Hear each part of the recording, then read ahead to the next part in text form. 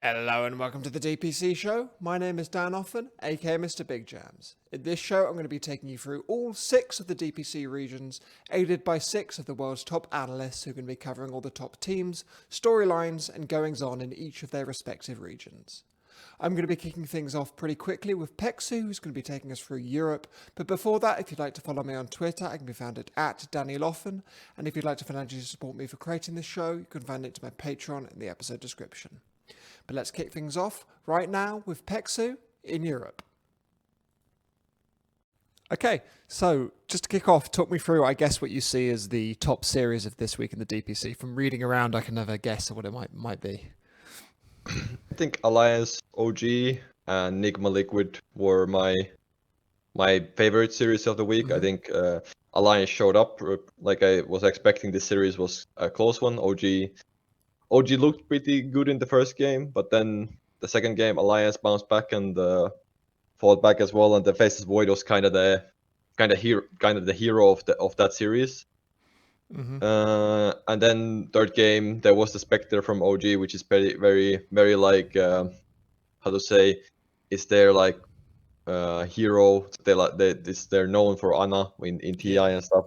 But then Alliance also went with their hero, that Nico Baby's Morphling, that he's very comfortable with, and did end up going. I think he went 22-0 in that game, so he was like very unstoppable in that game, and just a good game from overall a good series. I think right now, as far as I've been looking at this second season now, it's starting to look like way more even than the last season, in a way that I think Secret was very dominant in the last season DPC league, but now I think there's not, even though Alliance is 3-0, I don't feel like they're like that dominant. There's still like a lot of close games for them, even though they have went 3-0. So yeah, I think OG Alliance was a really good series, and then Nigma Liquid as well. Liquid bouncing back after that tough lose to Alliance earlier last week, and then beating Nigma. And then obviously I think in the bigger picture, I think this week, I think Nigma's like they went 2-0 against Secret, and now they lost 2 series in this week. So that was a bit surprising to me. But like I said, they were like close games.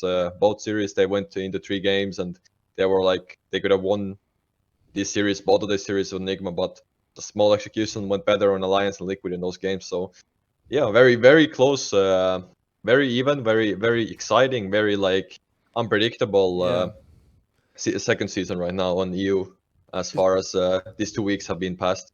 It's exactly what people are expecting in EU, this kind of close, these matches that always seem very close and the teams on a similar level. I want to go, you mentioned Enigma there, and I want to go into them in a little bit of detail kind of to kick off. 2-1 losses there. You mentioned that the results were more kind of defined by better kind of close control from Alliance and Liquid.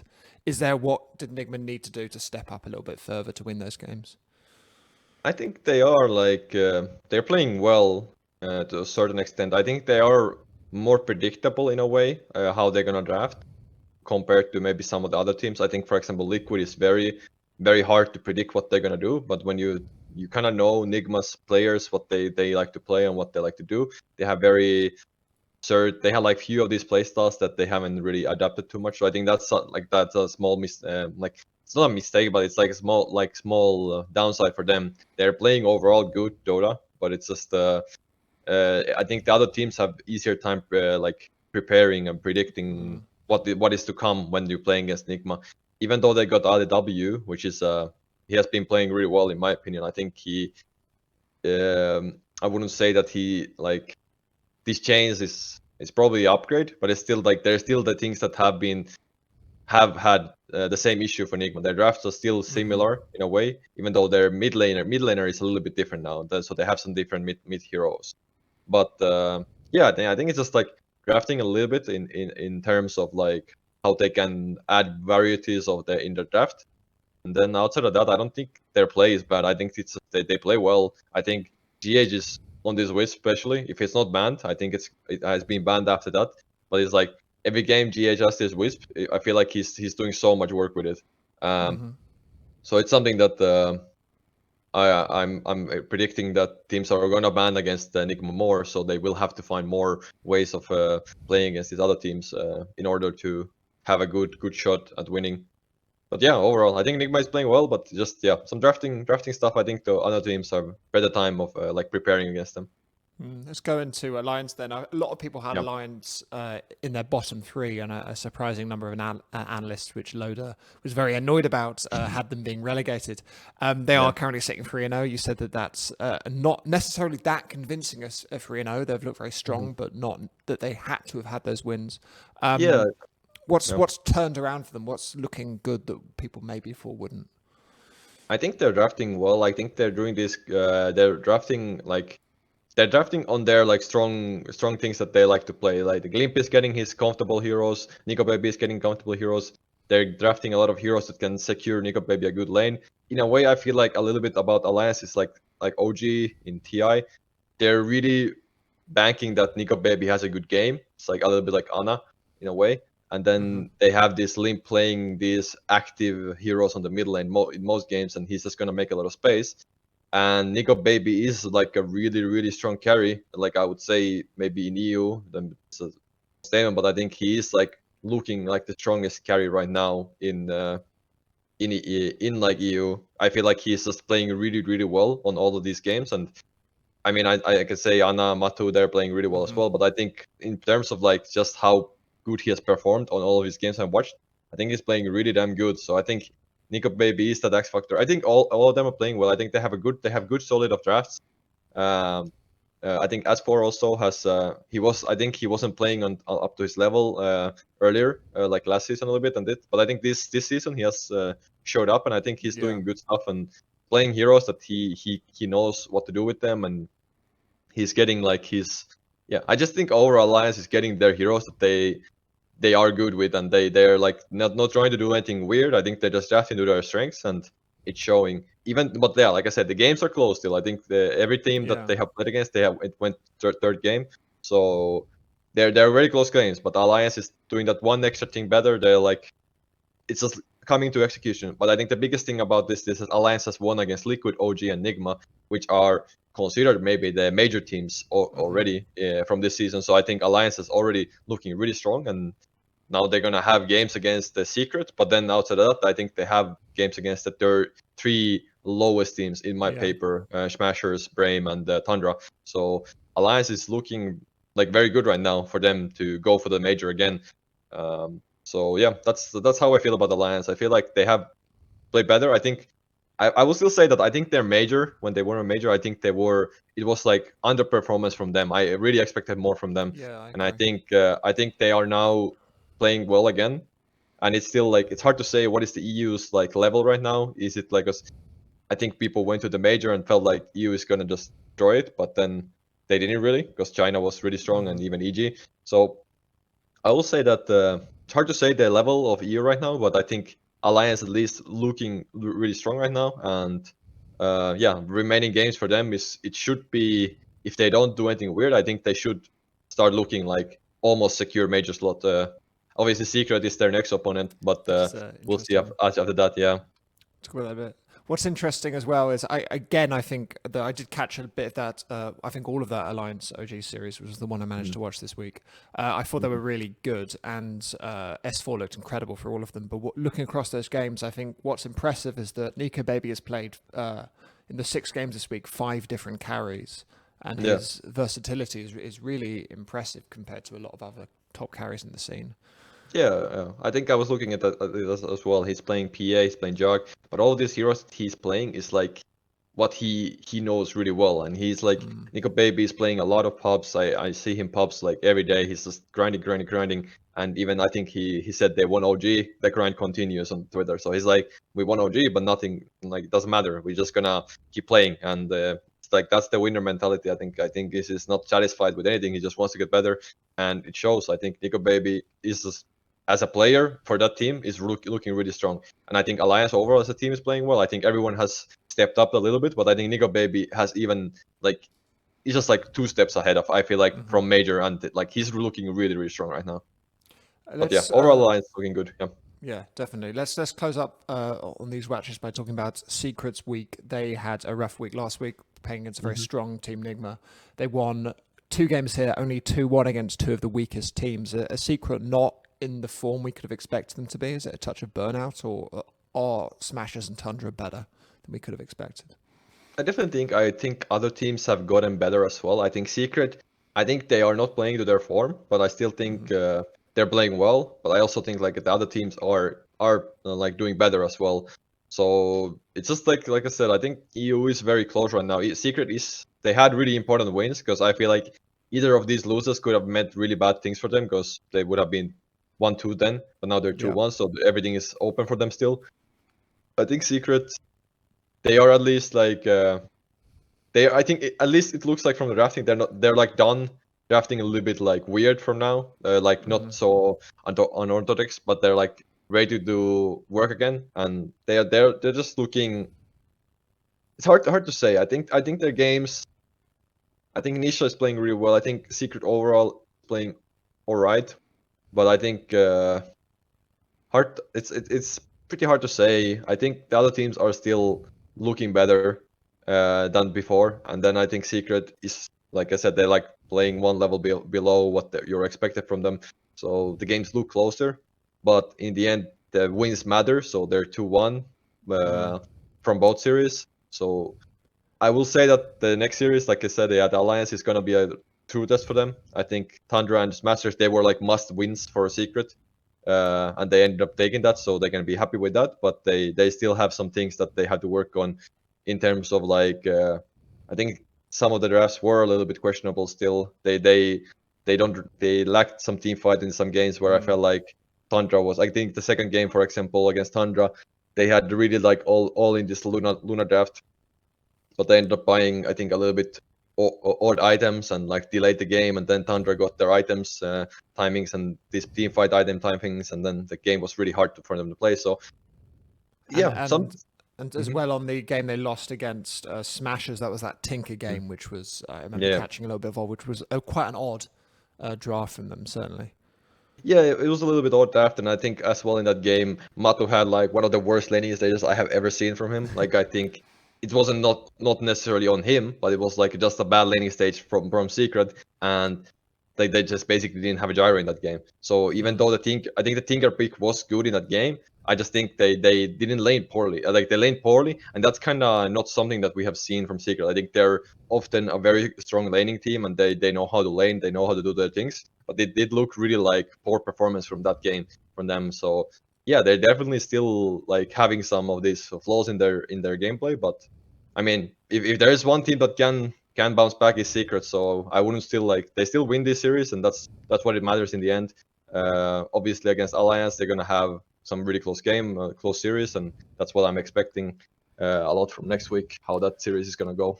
I imagine that's going to be your highlight for next week. But to go through all the Yeah. matches, there's Brame versus Mhm. Liquid on the 27th, Smashers versus OG. Then that's Yeah. aforementioned Secret Alliance series on the 28th, and Liquid versus Smashers on the 1st, and Enigma versus Brame.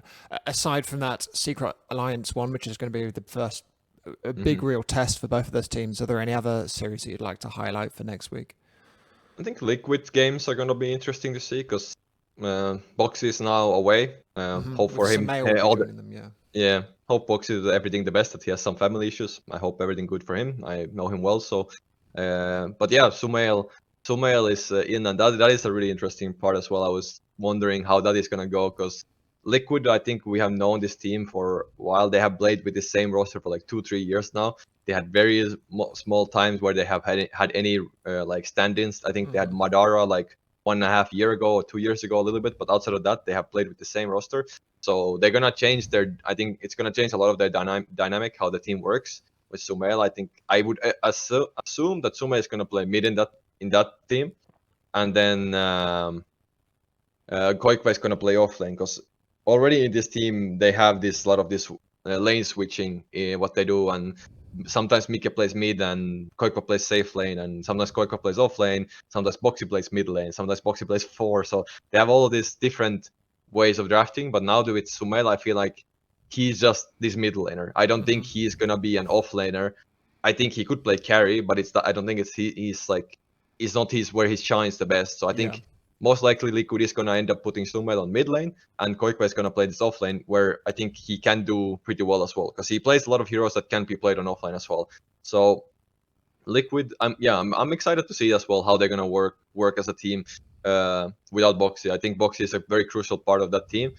So it's gonna be interesting. But it's still like, I think Secret Alliance series is gonna be my highlight. But then as well, I'm excited to see how the Liquid series are gonna go as well next week. Brame also, I think they have only played 2 series now against OG and then Tundra.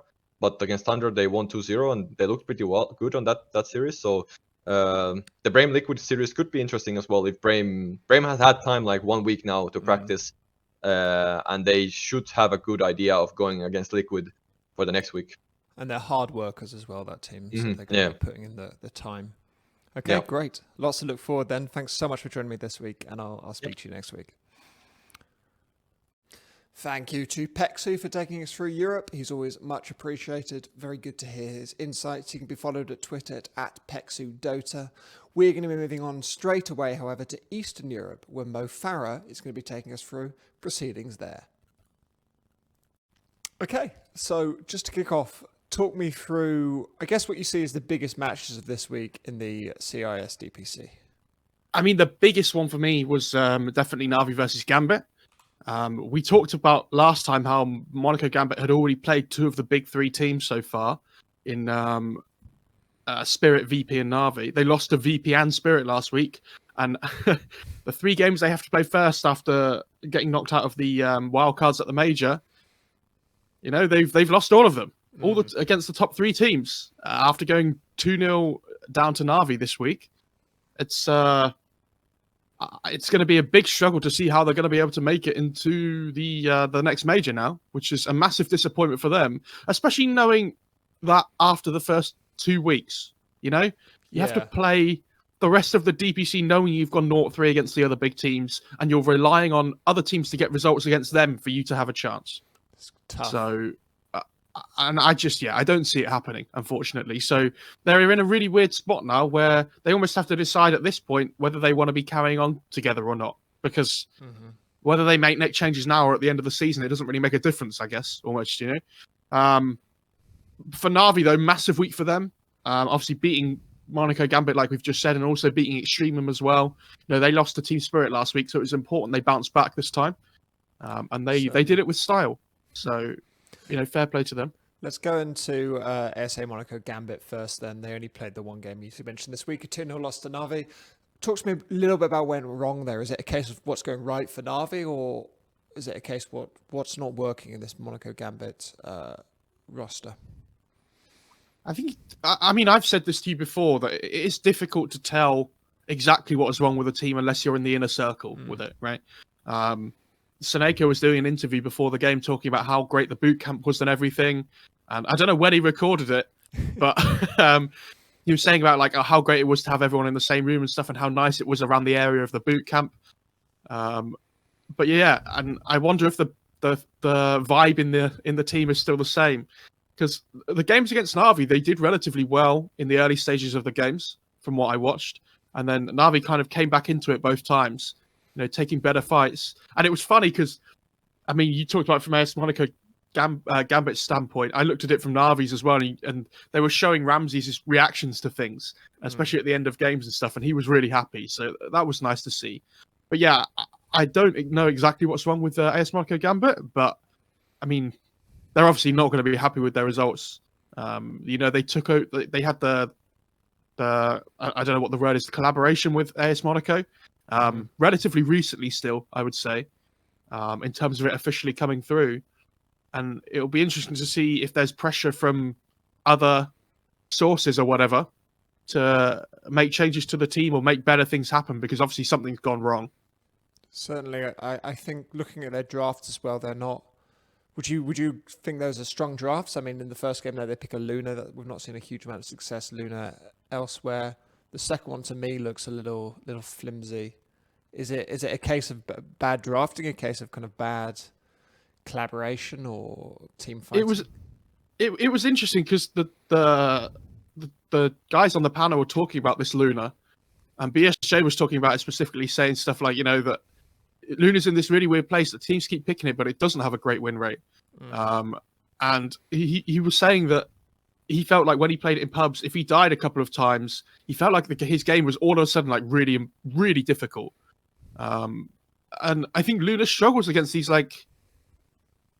historically has struggled a little bit against these single target burst damage heroes almost. And Na'Vi picked this PA in both games, played really well around it. But yeah, I watched some of the game 1 and some of game 2, and the game 2 fights I saw as well. I felt like they weren't. It's really easy to say they just weren't playing the map properly, right, on Gambit and stuff as well, and they weren't approaching fights well. It felt like they were almost a bit all over the place at points of the game. Not all the time, but unfortunately, when you play against these big teams and you make small mistakes, they turn them into bigger ones. So it's a little bit disappointing because I was kind of hoping for more from them, especially when they were so close to qualifying in the wildcards in the major. They were got down to a best of 1 tiebreaker to see whether they would qualify, and it was really close. And unfortunately, they didn't quite make it. Maybe that's been a big, knock on confidence for them almost. Maybe they haven't read the patch, as in understood the patch. I mean, they've obviously read it. Maybe they haven't understood the. Guys, what's going on? We haven't read the patch. Yeah, but it's just frustrating because, it would be nice to see teams improving and everything and getting better and things, but they seem to have had this big slump at the start of the season, and that's almost them done for now. I will say, though, and I want to talk about Team Spirit. They go 2-0 in the first week. They beat Na'Vi and Gambit. They had a really good series against Windstrike. Was it yesterday? Yeah, we record this in comparison to this recording. It was yesterday.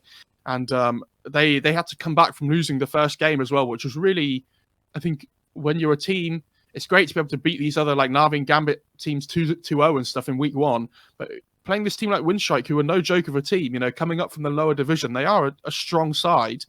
To lose one game and then come back into it and win game 2 and 3, I think is a completely different kind of win. So it's nice that they can do both almost, And there was a bit of a wild game 3, so a bit of a long one. So Spirit going 3-0 is a massive, win for them. And I'd be very surprised if they don't make the top 3 this season. They're playing incredibly well, and it's good to see.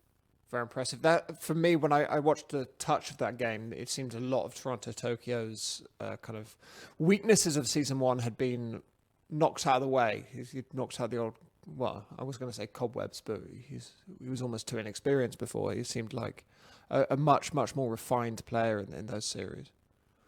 I feel like mid laners at the moment, though, as well. He likes these active mid laners that get things done and get active on the map. And I do feel like those kind of heroes are so much different now because of how the water runes got introduced and things, right?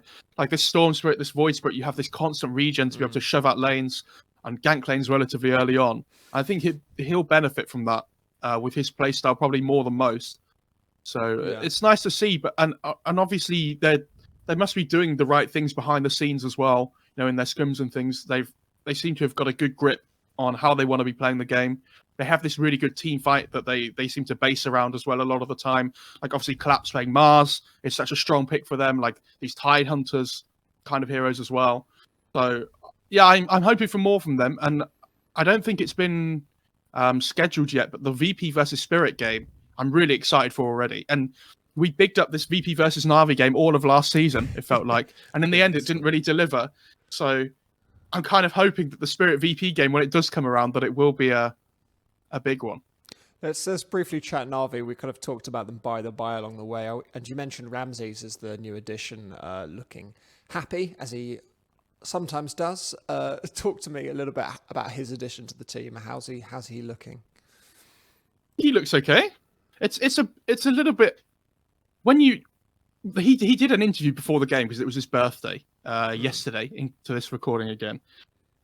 He was saying he really enjoys playing Dota with Iceberg and always want to fly, so he's quite happy with where he is at the moment. And I think you can see that from watching their reactions after they won their games this week, that they did seem like a very feel good mood almost about the whole squad, which I think is really important. And it was interesting because Na'Vi released a video saying that obviously there was this big uproar about General being kicked and Ramsey's coming in and replacing him. But they released a video and they with Fly, V-Tune, and I think was it their coach or someone, I can't remember, saying that the mood in the camp just hadn't been right for a while. And they felt like it needed a change. And so hopefully, if Ramsey's has come in, yes, they lost the team spirit last week, but maybe this can be the kick for them that they need almost. Yeah, certainly. And because they were saying that they needed a leader and a drafter and things and whatever, and Ramsey's is definitely that. He stepped up to it within recent times. He is still a young guy, but he seems full of confidence still. He's just taking control. And if that's what they needed, and that's what Ramsey's is willing to do and step up to the plate and bring to the team, then sure, like why not, right? I personally feel like POS 3 this patch as well I think it's a really nice place to shot call from, because it tends to be like the 2 and 3 that dictate the games at the moment more than like where the 4 used to come in. It felt like the 4 was these roamers all the time, right, that would like dictate the plays around the map and everything. But these mids get so much farm now because of the changes to bottle and stuff and whatever, and how much regen they get. I feel like, yeah, the 2 and the 3 between them kind of take over a bit more, which is interesting. So if he is their in-game leader and he's doing it from the POS 3, then, sure, why not? And Alliance are doing well with their POS 3 leader as well, so perhaps that's an interesting little trend. True. I didn't even think about it like that. Let's briefly cover VP Watch. Is there anything to mention there other than they seem to totally dumpster PugChamp?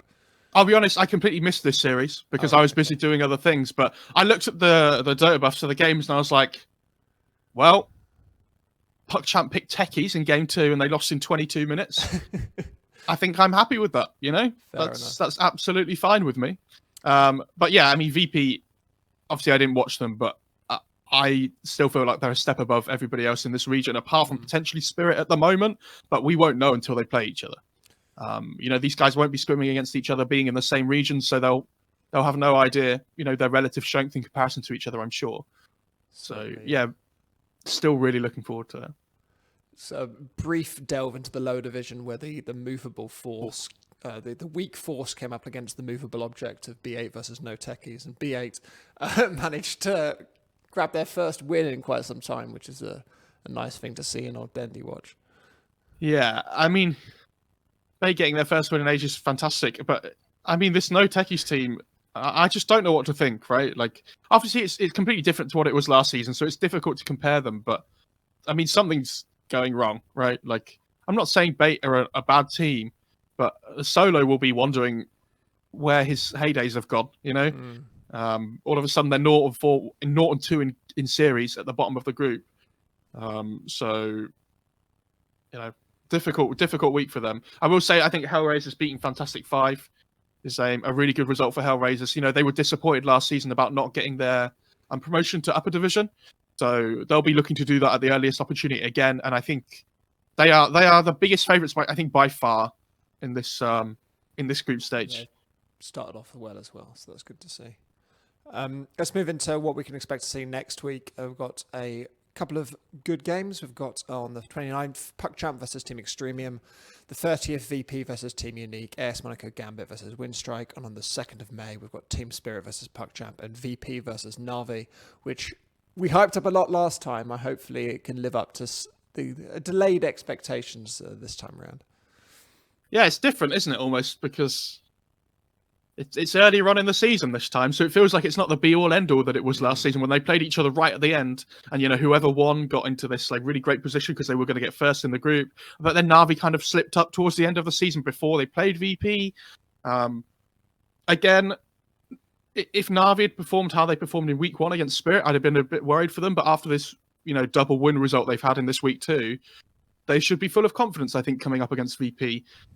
Being confident, unfortunately, doesn't mean you can beat VP, but it puts you in a... I could play VP and be really, really confident, and I think I might still struggle. But yeah, I mean, that is obviously the big one this week, and it will always be a big match in CIS whenever these two teams get to play against each other, right? I think historically, obviously, they're the two biggest organizations. I personally am more looking forward to Team Spirit because I think they're a lot of fun to watch at the moment.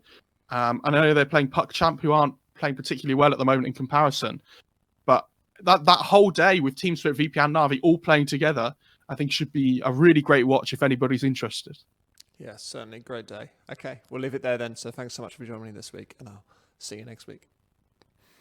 Thank you to Mo Farah for taking us through Eastern Europe. Always much appreciated. He can be followed on Twitter at Mo Farah Dota.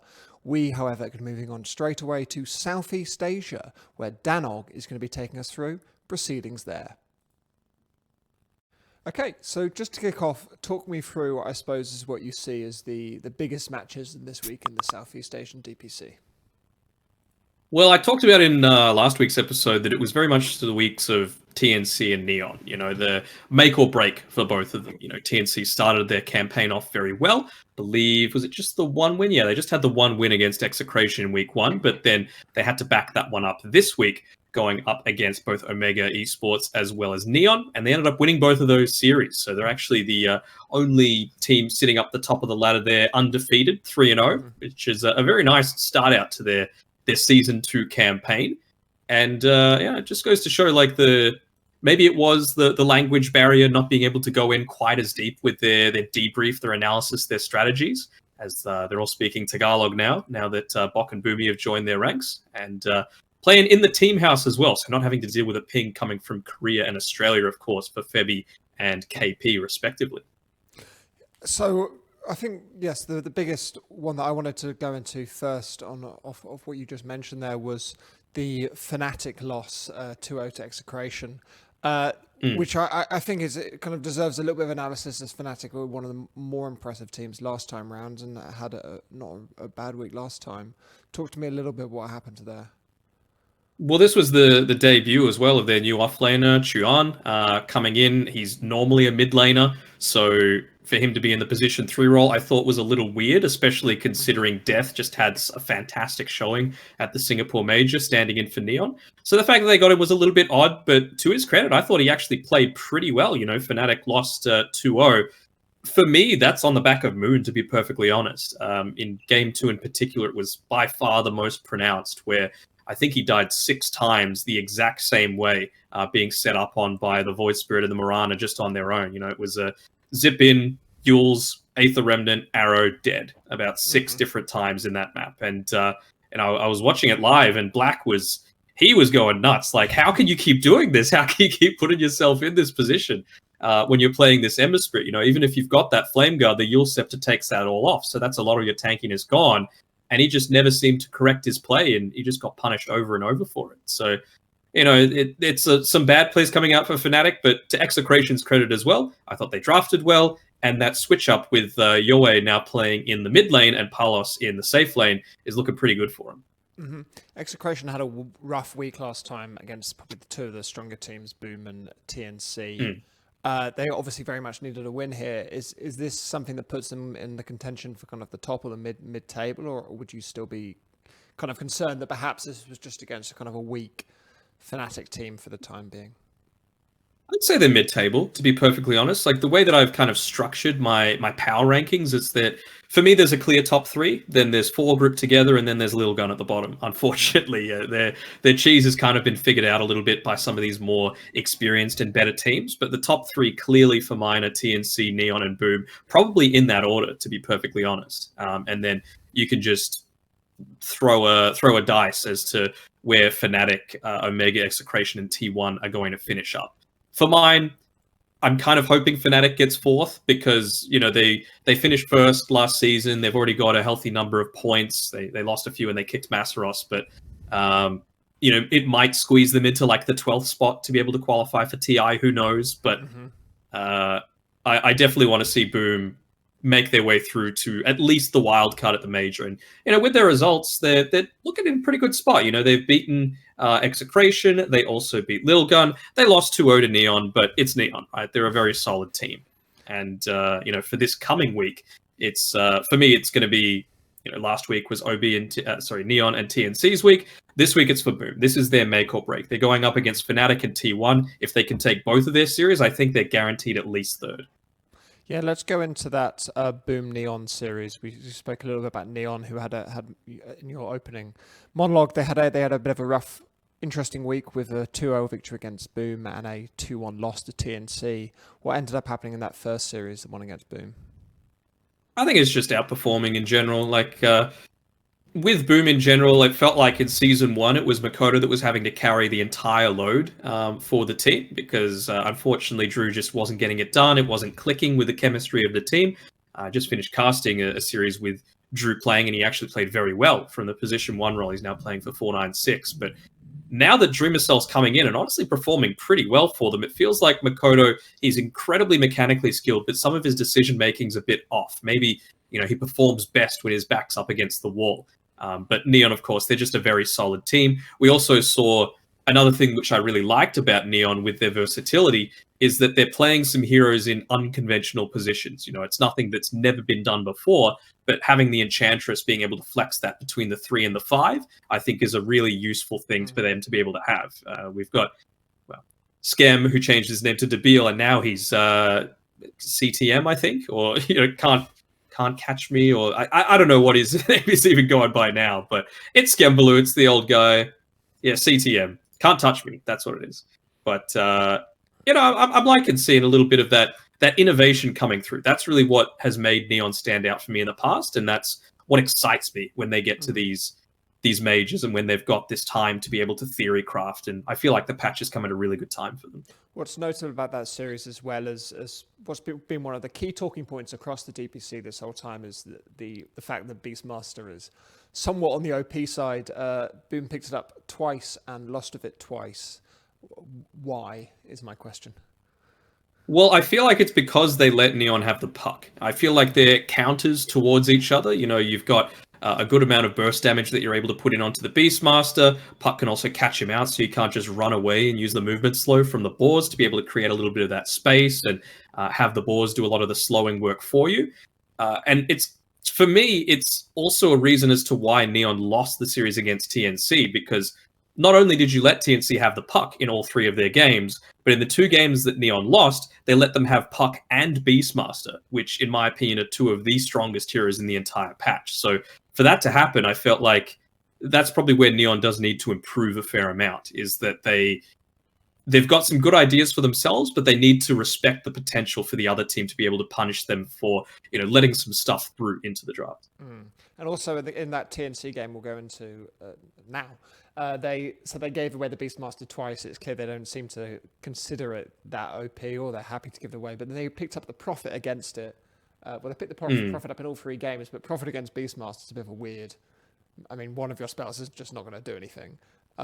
Yeah, pretty much, right? And, it's all right if you've got, like, the Ag Shard, for example, and, at least it's going to spawn a couple of big trees to be able to whack at you. But, with the Nature's Prophet, they didn't even just play it in the position 1 role like they did at the major. They also flexed it to be in the off lane as well. So I like it. Again, it's something that's a little bit more unconventional. We don't see too much Nature's Prophet position 1, but Neon are making it work. It fits their highly aggressive style, right? Because you can be farming, you use the Wrath of Nature, it does a ton of damage, and then you just come in and deal with the rest of the team. But I mean, if you've got Puck and Beastmaster to be able to deal with you, I think it's just too much. They can't let both of these through. It's kind of like what hurt them in Season 1 against Fnatic, where Raven was going on an absolute tear with his core IO, and they just let him have it, and he just did what core IOs do. You can be innovative as much as you want, but if something's busted, it's just busted. So you can't let him have everything, unfortunately. Let's close up then by talking about T1, who have been having a mixed time so far. They won this week against Little Gun, which, as you said, they might have expected to, and lost last week against Team Omega. Was there anything there to kind of describe some sort of revival for the team, or would you still be slightly nervous about them? I would be slightly nervous about them. I feel like Little Gun is a cheese or bust type of team. In Game 2, they just tried for a normal draft and got beaten in about 28 minutes. Honestly, Little Gun probably should have won Game 1. They went a Broodmother in the draft, and it worked out pretty well for them. They just threw their lead away. And for T1 to be doing that, I mean, they're a lot more experienced than these relatively unknown Mongolian players, and they still nearly ended up dropping I want to say they nearly ended up dropping the series against them, but for them to even be challenged is a bit of a worrying prospect for me. I mean, they're sort of sitting towards the bottom of that middle pack for mine. Mm-hmm. Which is a massive concern considering the investment that's gone into the team and the addition of 23 Savage, kind of a much hyped addition. How's he looking so far? Is he an impressive addition or has it been a little rough? Honestly, whenever I see them play, it kind of feels a little bit like a pub as opposed to a competitive team coming together. You know, the cohesion isn't quite there. You know, Savage is still relatively new to the team. They would have obviously scrimmed a lot with him between the major and now. They played with him during the wild cards, but that was without Cuckoo. So they honestly haven't played that many series official, at least with him at the helm. Again, I'm not a big fan of these mega orgs, whether it be Fnatic or T1, like poaching promising players in Massaros and Jackie, and then having them be the reason that you qualify to something, them not being the reason that you lose, and then kicking them. So it kind of like destroys multiple teams and puts them in a rough spot. I mean, Motivate, they're doing a pretty good job in the lower division now, the TIE stack, now that they're all together and wanting to stick together to hopefully make it to TI. But yeah, for that reason, plus, you know, quality, I'm kind of rooting for Fnatic and T1 not to be top 3 this season, just so that hopefully they can look inward as opposed to just last in, first out. Makes sense. Let's talk about next week then. We can see what's going to continue happening there. On the 28th, we've got Fnatic versus Boom and Execration versus Omega. 29th, Boom versus T1. And May 1st, OB Neon versus Execration and T1 versus TNC. A couple of big games there. What would be your pick for the week? Probably Fnatic versus Boom. I mean, I feel like Moon has to get a rocket up him, basically. Maybe that's an Australian saying, but just a kick up the ass, basically. Because, like, this is a very much a make or break series for them, right? Like, Fnatic, for mine, they don't have the quality at this moment to be able to match TNC or Neon.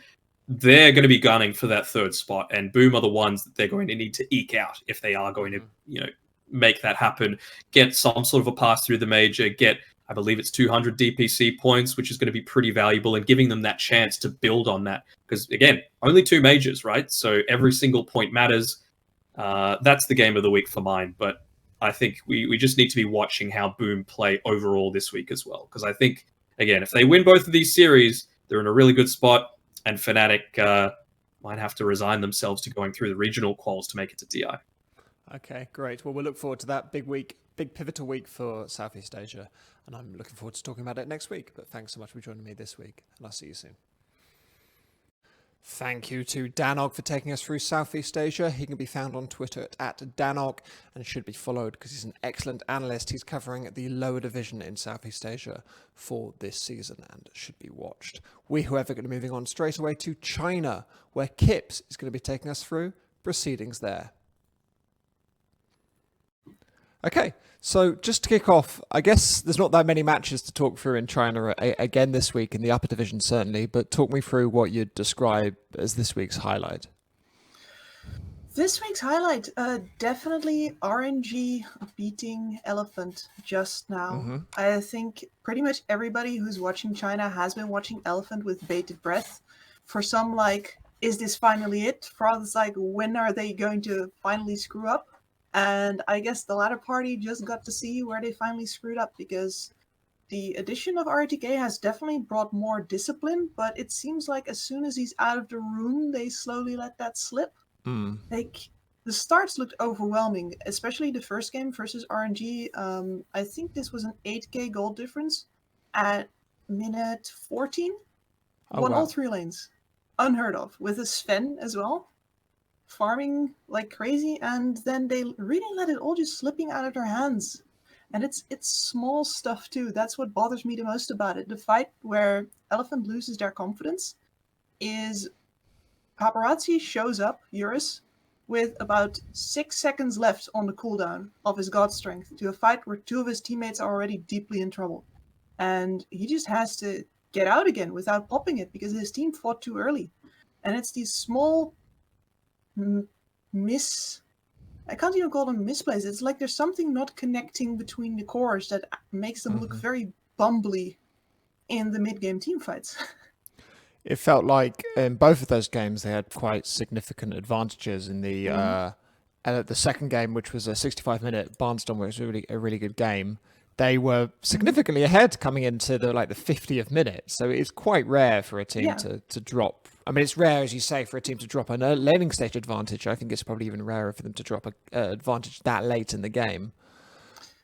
Yeah, I mean, you are playing versus a Blink BKB Enigma there with no actual draft counters. So at least you can say that there is a reason why RNG, are to be feared in that later game. But even then, if you go back to the team fights, which I just did, this also just features Elephant fighting through an entire exorcism. Just face tanking an exorcism in the jungle. There's no creeps, there's no towers, there's nothing to take those ghosts away from their players, and they just tank everything. And some of these plays are just unnecessary. I'm starting to run out of excuses for them. I'm starting to feel like they're actually arrogant. It's interesting as well because you mentioned the Enigma being a difficult hero to play against late game, and that's certainly true.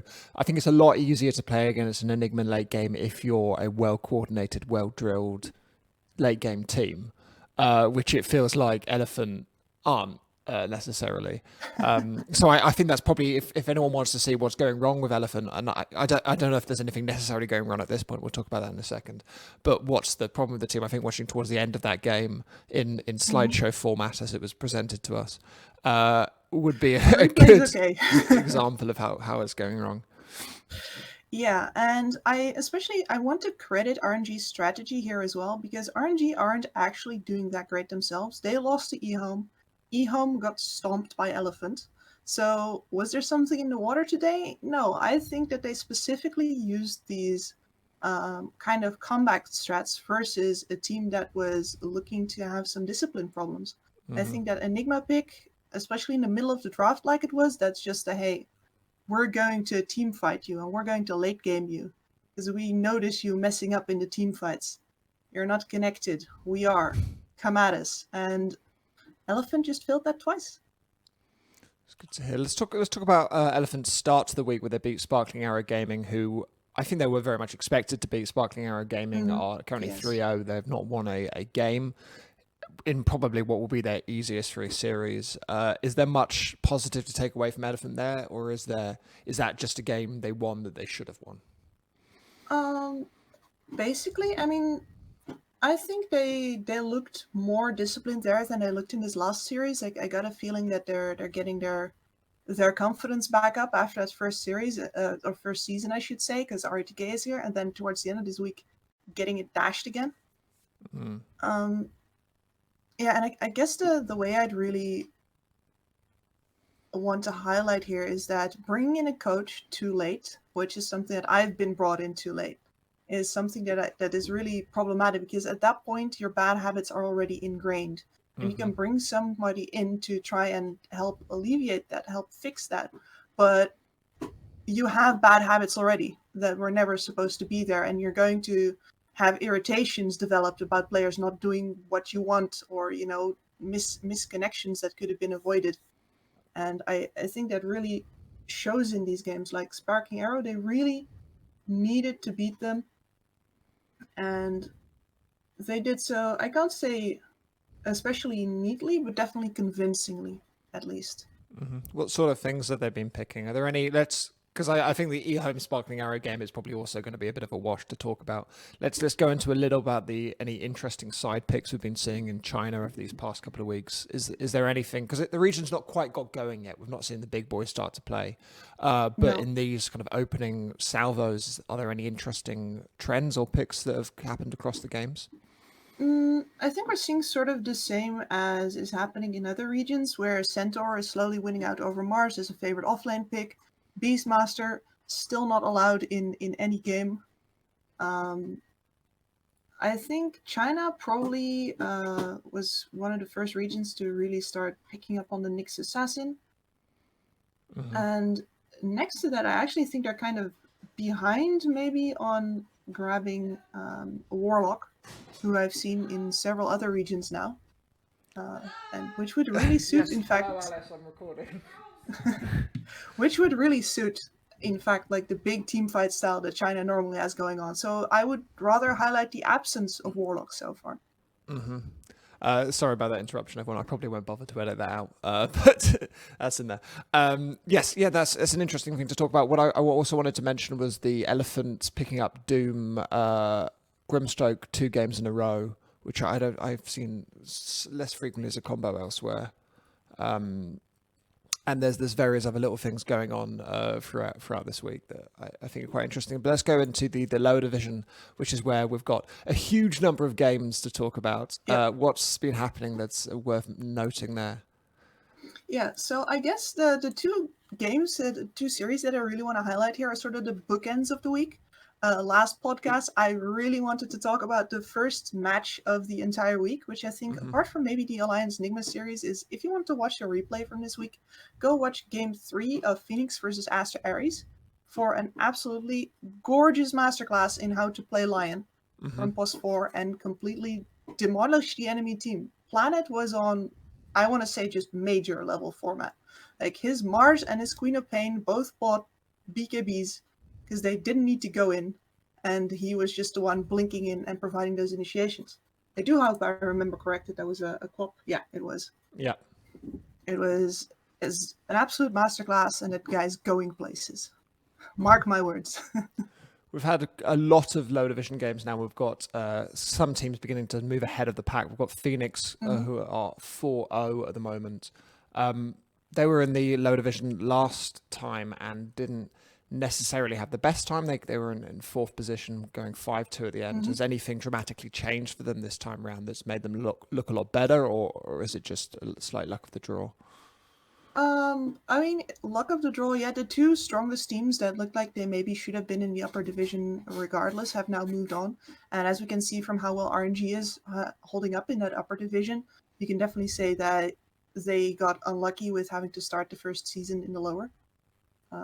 So it definitely looks like Phoenix are having a good chance of promoting this time around, because the big boys aren't in the way anymore. And I don't want to say that it's not all down to their own quality, because again, they have a couple of really nice players. I've been hyping Planet up all previous season as well. But they definitely seem to have more of a comfort zone thing going on, as well as just, yeah, the really big obstacles are out of the way, and neither LBZS or Magma looks unbeatable right now. In fact, they have been pretty wobbly. It's good to hear. It's interesting. Lots to watch in the lower division then if you're starved for Chinese matches at the moment. But China is properly kicking off next week in the upper division. We've got a huge number of Chinese matches, a full 6 matches with IG versus Aster on the 27th, VG versus PSG LGD also on the 27th. On the 30th, we've got IG versus VG, Aster versus PSG LGD. And on May 2nd, we've got Aster versus VG, PSG LGD versus IG. So 3 matches for the biggest teams there. Big barnstorming week for Chinese Dota. I personally, in any normal week, all of those would be a highlight. What would be your highlight from this week? There would be. I mean, I'm still here holding on to the fact that I think Aster, with their full roster, would have done better than IG in the major, which is pretty impressive, seeing as that IG won the thing. Yeah, you can't do better than winning, arguably. No, exactly. That's as good as you can get. So Aster's really gonna show something in this, and this is the very first matchup. Like, they definitely did it on purpose. This is the team that should have been versus the team that actually did it all. Aster versus IG. I'm going to be there. I'm going to be very excited to watch that one. In your knowledge of, I know Chinese Dota players aren't always the most accessible to Western audiences. In your knowledge of the dynamics of those teams, do you think what Borax / Babokra ended up doing that caused them to miss the major is going to have an impact on those team dynamics, or is it difficult to say? I think it was definitely a problem, though. More through how can I say this politely? Let's just say that it was more of a problem that he got caught than what he did. Fair enough. Because that's more regular than you'd think. Okay, fair enough then. So I think they probably won't blame him too much if that's the case. No, he definitely got unlucky, unless of course, maybe there's drama afoot, maybe somebody ratted him out. I don't know. But at the very least, I don't expect it to have done too much. And like, what I'm hoping for is that we're going to get some sort of alliance effect where they're very upset about their underperformance and you start rampaging through these other teams. Because that's the kind of attitude that you need to have if you want to come back from something like this. Certainly. So lots to watch next week in Chinese Dota. And I'm looking forward to talking to you about all of that, and probably will be a much longer episode next week. But thanks so much for joining me, and I'll see you next week. Thank you to Kips for taking us through China. Kips can be found on Twitter at KipSoul and should be followed there. But we are going to be heading off straight away, of course, to South America, where 1437 is going to be taking us through proceedings there. Oh my god. Okay, so just to kick off, talk me through, I suppose, what you see as the biggest matches this week in the South American DPC. There were a few really good ones. I think a lot of especially in Division 1, people thought like these could be like the dark horses and they were playing against the top 2 teams. And we kind of saw like what the week 3, week 4, week 5 may look like as well. So one being Thunder Predator versus Unknown. You know, there's a team that we thought it was going to be a stomp. It was kind of a stomp. And in some games, Unknown, they did perform really well. And we thought, hey, this team can grow into it. But they just stood no chance in terms of drafting. And if there were games in Division 1 where drafting were in favor of the underdogs, it's like Thunder Predator and Beast Coast, they were able to just dominate your opponent through the macro movements, especially in the mid to late game. Some examples would be Beast Coast versus Infinity in game number 2. They played really well. They had a really good draft on the side of Infinity, but Beast Coast just outmaneuvered them on the map nonstop, and they came back even with inferior heroes. So that was something very impressive. Then we also have the last game that was played, Thunder Predator versus SG. That was a really good game because SG in game 1 they dominated, and in game 2 it was Brazil server. So it goes like Peru server, Brazil server, and then game 3 coin flip. So in game 2, SG had their Brazil server and they already won on Peru server. We're like, oh, you know, these guys might be the ones who are going to take down Thunder Predator, but then they kind of butchered the draft a little bit, and then Thunder Predator just destroyed them. And in game 3 they completely destroyed them in the draft and in gameplay wise. So, you know, TP and Beast Coast, they're looking up there. Is it a case of that first game, Thunder Predator looking a little bit shaky, kind of not quite ready, or what would you say caused that failure in the first game? I think they were trying some new stuff because they felt like they need to, you know, maybe expand their hero pool a little bit. And they were trying like Centaur position 4 with the Viper position 3. They were trying to alter some heroes in the draft, switch it, you know, flex the heroes so that they have better lanes, but it kind of backfired on them, and that kind of let SG completely take over the game. And we saw SG, like, they're really good at macro movements in the game, but they need also a good draft to be able to beat teams like Thunder Predator, and they showed good signs of macro movements where I feel like some of the other Division 1 teams did it. Okay, that's interesting to hear. Let's say about the so Thunder Predator was weak. They were the big team to play 2 games this week. We've discussed the game against SG, the first one against Team Unknown. I think last week when we were talking about them, you had relatively high hopes for Team Unknown. What do you think ended up happening then? They have good players, but it just feels like they're forcing too much of the heroes and their drafts become more predictable. They try to force Timo to play Morphling in like 4 games in a row, and he's lost every single game with it. And it's just becoming worse and worse for them. So I don't think this team is able to adapt that well, and that's going to be the biggest problem for them. Yeah. Okay. But is that unsolvable? Do you think they're a team that can't... Because they're 2 games in here. They've played Beast Coast and Thunder Predator. They've won no games in either of those 2 series. So if you were to look at that kind of blind, you'd go, oh, this team's in a rough spot. They've lost the first 2 games. But those are the 2 hardest games they're going to play all season. Where do you see them kind of ending up from here? I think they have potential to beat Hokori. I would argue that Hokori is probably the worst team in Division 1 right now. So it's between Unknown and Hokori. Infinity, you know, they're kind of like flirting with the bottom spot and somewhere in the middle, but Infinity have way more potential, in my opinion, at least.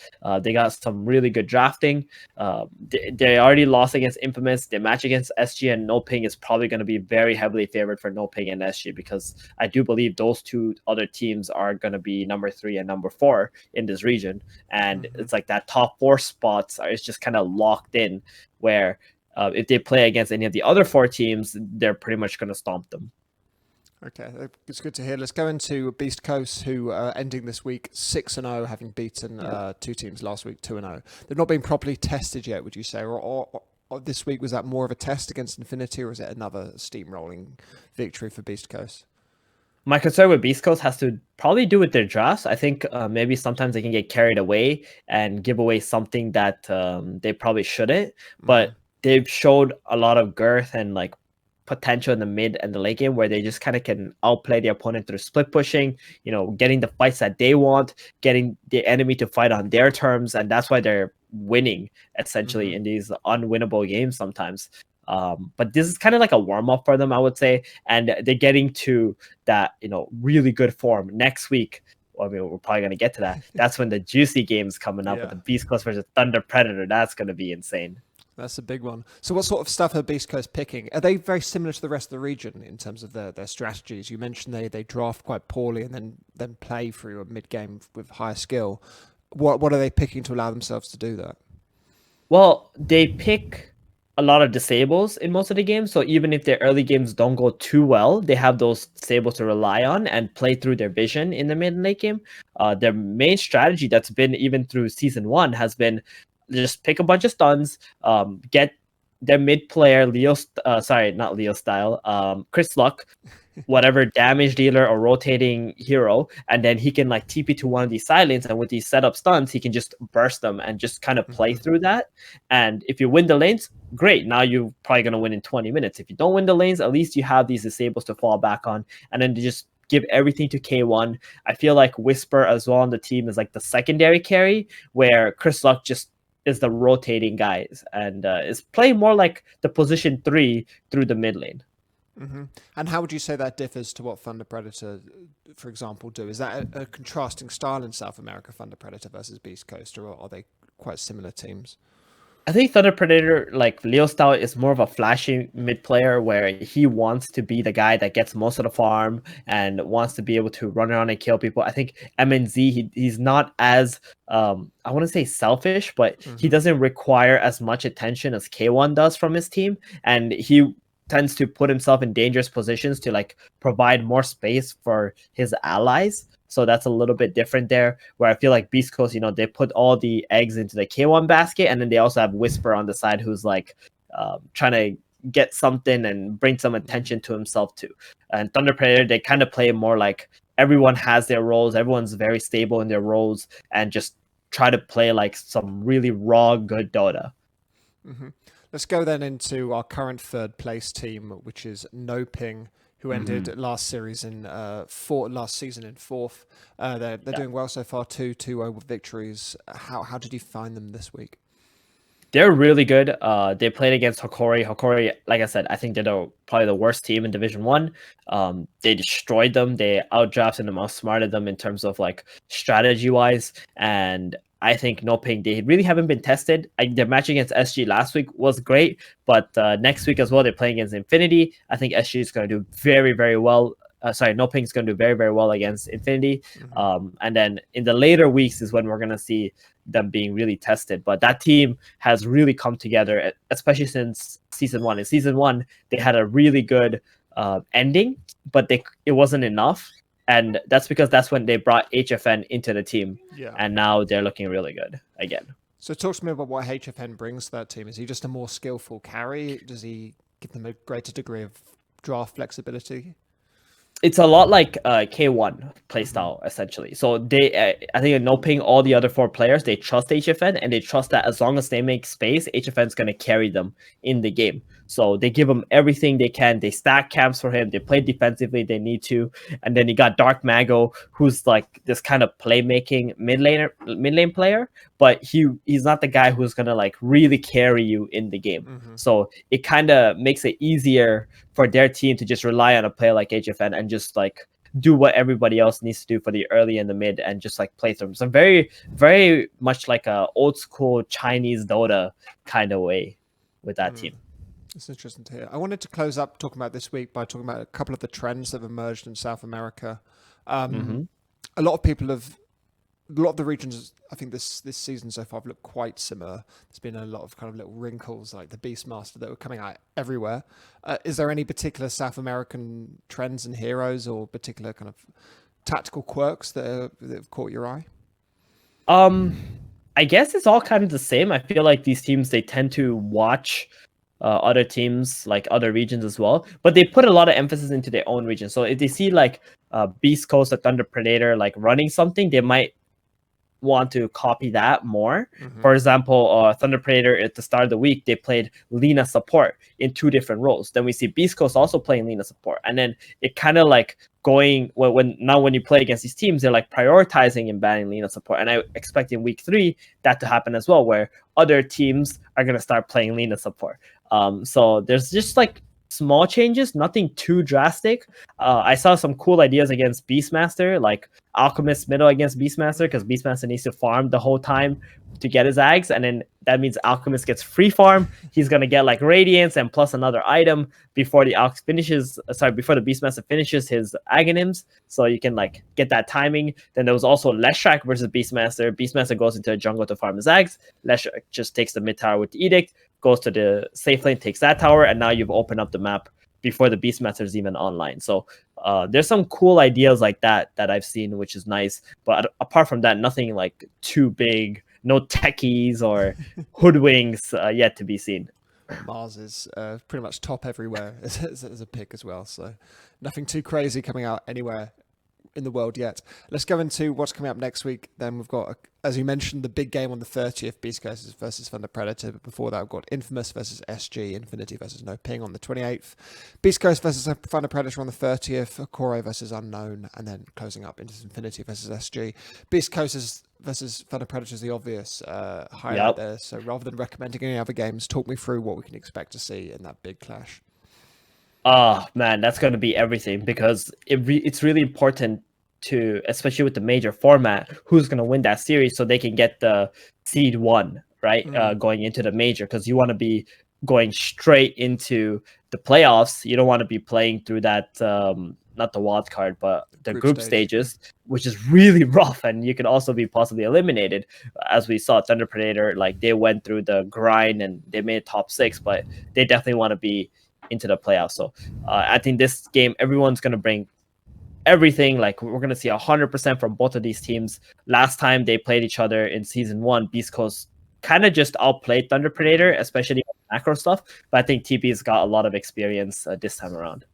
Yeah, they've brought, obviously attending a LAN changes the team a huge amount. Exactly. I think last time was a bit of a disappointment, but hopefully there'll be slightly more to go on here. Well, I look forward to watching it and hearing what you've got to say about it next week. So thanks so much for joining me, and I'll see you next week.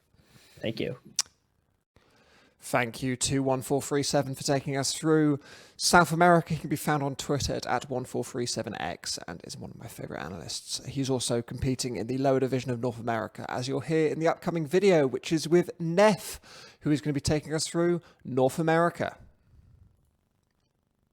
Okay, so just to kick off, talk me through, I suppose, what you see as the top series in North America this week. Ooh. Top series is hard to say. There's a bunch of very one-sided matches in the upper division. I would say it's we got some cases of deja vu here. The first 2 matches of this week, 4 Zoomers versus The Cut and Quincy Crew against Black and Yellow, are both, fairly close game number 1s, followed by complete stomps in game number 2. I'm sure that you probably heard about or saw game number 1 of Quincy Crew against Black and Yellow. To catch anyone up for speed, Quincy Crew ended up coming back from Mega Creeps, took more than 20 minutes. Highlight of the week, absolutely. There's a clip floating around of Envy trying to rush for the throne and getting pushed back by a ballista on a Winter Wyvern, not able to connect his auto attacks. Absolutely hilarious. Anybody who hasn't watched that game, check out the end of Quincy Crew against Black and Yellow game number 1 on April 22nd. Yes, I did. I caught the end of that game. It was very exciting. It was. It's nice to see Envy playing pretty well, I thought. He's had a good week. Let's go into Black and Yellow first. They beat Sad Boys 2-0 and they had that series against Quincy Crew, which I don't think you can necessarily blame them for losing. And I think Envy was pretty impressive in that game one. Game one of Black and Yellow against Sad Boys, we're talking here? Against Quincy Crew, the one yeah. the aforementioned. Yeah.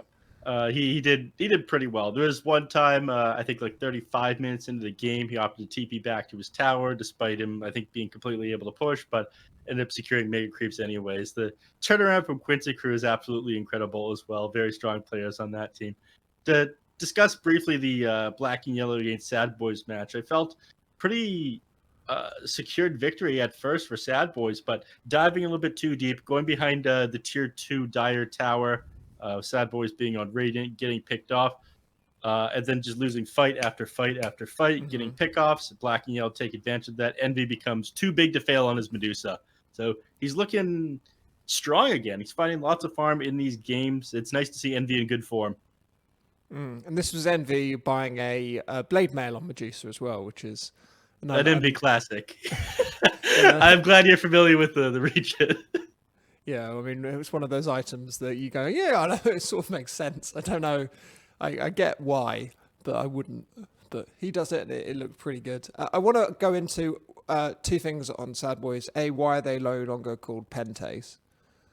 They're no longer called Pentes, despite them wanting to be called Pentes, because I believe that Valve is not letting them change their name. Okay. At least that's what I have heard. They wanted to change to Pentes. Oh, I heard something else. Pentes was Snake King's name. The name that Snake King chose. And since he is a traitor to the region, they've decided to switch it back to Sad Boys. Fair enough. He's doing very well in EU, but... I don't want to hear it. Anyway, so that's a good roster, I think, that Sad Boys roster. Moo, Z-Freak, Monster, Ryora, Fear. They've not had a great time thus far. Losing to Black and Yellow this week and last week. Did they win last week? I can't remember. Last week they lost to 4 Zoomers, so they are currently 2-0. Talk me through what's kind of going wrong with them. They have a bunch of really strong players, but they're always shuffling Moo. Moo, I think, is the strongest as an offlaner. Now, to make this team work, he currently plays on position 5. A lot of this is due to how they shift people around. They now have Monster on the position 3 on that team, who was formerly on 5-man Midas. Solid player. He seems to be doing pretty well. I think last week I saw him on Tidehunter. He had a great performance, but they ended up losing regardless of that one. They have Z-Freak too, who, have very strong player. Did great on Simply 2 based on last season, but I think they need a little bit more time to mesh. They've got great, great experience between all their players, but again, not enough time to kind of get together. These roster changes happened just before DPC started, as you know, so not enough time for these teams to scrim and to be in fighting form. And I'd also kind of say that I think Envy's just used to roster swapping at this point, so he might have a little bit of an advantage at first. As silly as that one sounds. I want to close up in the upper division by going into EG versus 4 Zoomers, which was sort of, I think, was our pick for the week. It ended up being something of an EG stomp with a Beastmaster game in game 1, and then something vaguely similar in game 2, from my recollection. Talk me through what ended up happening there. Game 1, it was all Abed. Abed in the mid lane, absolute beatdown on the Gunner in his Morphling, doubling his CS, finding kill after kill. Contributed almost every kill on his team at the 20-minute mark. The guy moved around the map, finding pick-off after pick-off. They couldn't do anything. And while all that was happening, while Abed was making everything happen for Evil Geniuses, RTZ, I think, was getting almost every single CS. That game was just unwinnable. If you beat the boss Abed, there was a secret boss RTZ at the end, ready to absolutely slaughter you. So that was game number 1 for that one. Incredibly one-sided.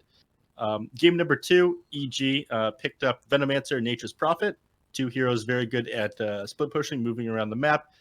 Ice was matching the enemy team's movements. Ended up switching from the offlane to safe lane to get the favorable matchup, allow RTZ to get a little bit easier farm. 5-6 minutes rolls around, 3 points in the Poison Wards. RTZ TPs down to the tower that Venomance is pushing. They take that with the Nature's Prophet, and that's basically what they do the rest of the map. It looked like EG might have been playing with their food a little bit, but they're looking in very good form after the major as well. I don't think there was any point in either of these two games where Four Zoomers came out on top. In any Oh, of right. these I must have fights. misremembered about that Beastmaster. Was that in the previous series? Beastmaster was in game number 2 as well, but he's a bit of a side character that time. I bet a lot of it was just like this heavy pushing here. Sure, I bet on the Beastmaster mid lane, EG, did a lot of damage in these team fights, but MVPs of this game definitely, I think, Ice. Fair Use enough. Venom. Let's delve into the depths of the lower division then. You Ooh. mentioned there's been a couple of interesting things happening there. Talk me through what's going on. Yeah. The most interesting match this week, and I think the most hype match that's going to happen inside the lower division, was Arkosh against D2 Hustlers. You're familiar with that roster. Two biggest names on it is Pandago and 1437, who... Did you do South America with you this week? He does, yeah, he did. Huh. Did he get a chance to talk about North America at all with you, or does he skip right past that? It's I don't ask him interesting. about He's it. out for my job. I ask him about it off mic, and he says always that he's not taking it very seriously. Ooh, damn. Fighting words from him. I mean, I can't disagree. He's doing pretty well despite not taking it that seriously. Arkosh, the only people that were able to put up a fight, taking one game off of them this week. They took position 4 Dragonite, so they went a little bit too far on not taking it seriously in game number 1 against Arkosh. Because of that, they lost a game. They didn't really have any heroes that were able to fight. It was a fairly quick one-sided match as well. Just a little bit less than 30 minutes. Pandago must have been pretty tilted after that game, but game number 2, game number 3, same thing that you'd expect from 1437. Fairly greedy position 4s, outfarms his position 3, and they ended up, I guess, just wiping the floor with Arkosh in the secondary game. So they looked good outside of game number 1. Sounds good. Other of these matches, Picado pretty well against Electronic Boys. A little bit surprised to see Electronic Boys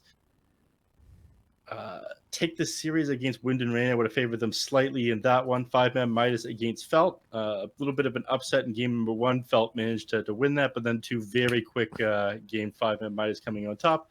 And finally, Dog Champ quick 2-0 against Picado Squad Gaming. You mentioned about the Wind and Rain versus Electronic Boys series, there being some sort of oddness there. Is there anything you can tell me about that? Wind and Rain's a questionable squad. They came in out of nowhere, replaced the majority of the A team, so a lot of North American division is upset about them. Sate, I believe, has been disqualified and banned from ESL tournaments for match fixing, so they're under a microscope here, as they should be. There's a lot of controversy going on with these teams, and I think a lot of people in North America are upset that they even have the slot in the DPC. But innocent until proven guilty. Okay, fair enough. We'll leave it there then for this week. Let's move on to what's going to happen next week. We've got something more of a competitive week next week, closing off with the 27th, Undying versus Four Zoomers. Opening up the 29th, Undying versus Black and Yellow, Sad Boys versus Simply Too Based. And on May the 2nd, we've got Quincy Crew versus The Cut and EG versus Sad Boys. What would be your pick there? Undying versus Four Zoomers for sure. Four Zoomers, they held the number 2 spot against Quincy Crew up until Undying came into the scene. Now it's up in the air for who's number 2. It's a pretty important series for Four Zoomers to take. This is going to decide whether or not there's going to be an upset for that second slot at the major. Last time we saw a 3-way tie. This time, depending on who wins between Undying and Four Zoomers, it could be Four Zoomers in that 3rd spot and potentially forcing an upset or another team making this major.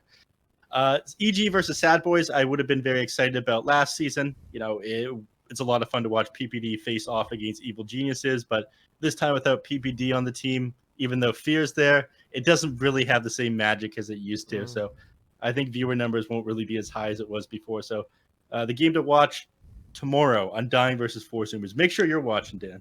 I will be watching it. What would you expect to happen? Because my expectation is that Undying are going to do very well against Four Zoomers. That is my expectation as well. Yeah. Some of the talent, we've actually made predictions for this next week that you'll be able to see tomorrow, have prefer Four Zoomers in this matchup, which is shocking to me.